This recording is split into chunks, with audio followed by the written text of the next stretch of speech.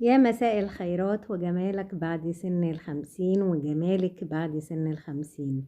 أنا من النوع اللي باحب المنتجات الطبيعية أكتر من الحاجات اللي داخل فيها chemicals أو حاجات باحسّها إن هي ممكن تضر البشرة وممكن تضر الواحد أكتر ما بتفيده.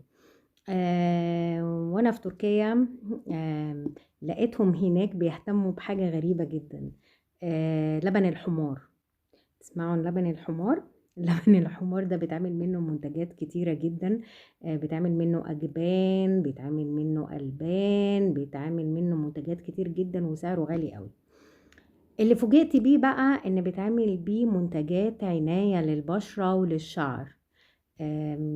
في حاجة اسمها صابون لبن الحمار، وفي كريمات للبشرة وللوجه لبن الحمار.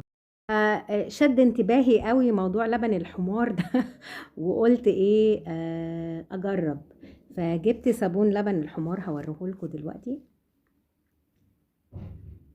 ده صابون لبن الحمار، وجِبت كريم للبشرة معمول من لبن الحمار.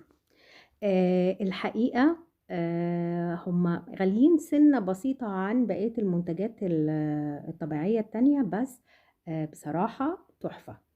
فاللي يسافر تركيا يبقى يجيب صابون لبن الحمار أهو، وكريم لبن الحمار. حلوين جدًا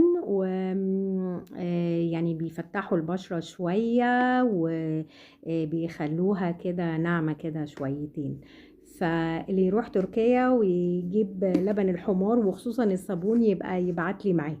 شكرًا.